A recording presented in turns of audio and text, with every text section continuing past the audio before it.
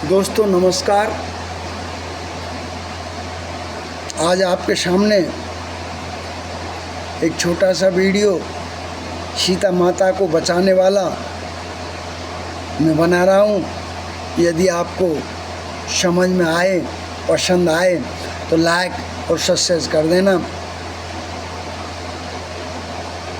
अब तक आपने पढ़ा भगवान श्री राम जी ने विभीषण का राज्य अभिषेक करवाया है। फिर प्रभु ने हनुमान जी को बुला लिया। भगवान ने कहा तुम लंका जाओ, जानकी को सब समाचार सुनाओ और उसका कुशल समाचार लेकर तुम चले आओ।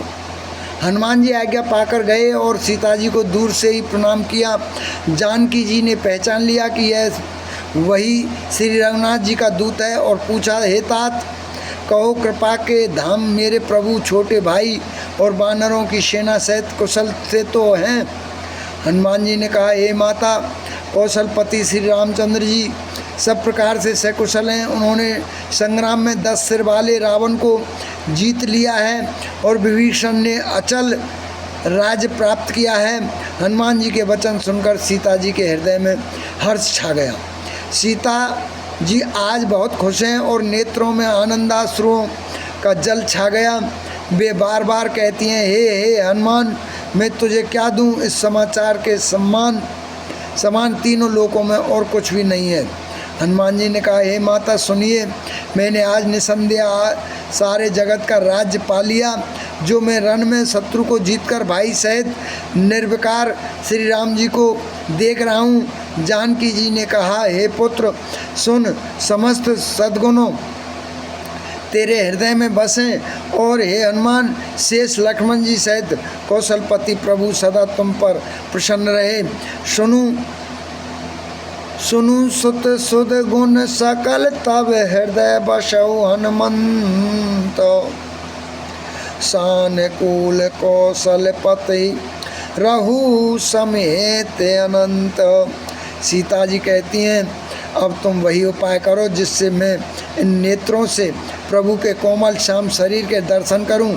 श्री रामचंद्र जी के पास जाकर हनुमान जी ने जानकी जी का कुशल समाचार सुनाया। श्री राम जी ने संदेश सुनकर युवराज अंगद और विभीषण को बुला लिया और कहा, पवन पुत्र हनुमान के साथ जाओ और जानकी को आदर के साथ ले आओ। वे सब तुरंत ही वहाँ गए जहाँ सीता जी थीं।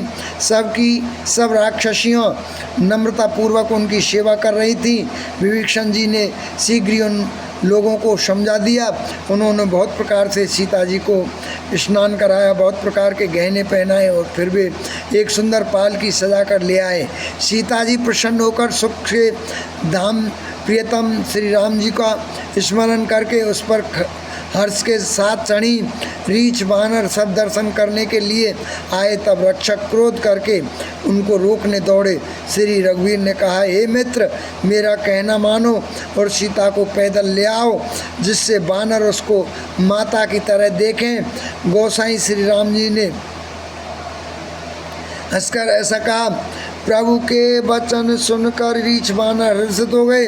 आकाश से देवताओं में बहुत से फूल बरसाए। इसी के साथ हो रहा है।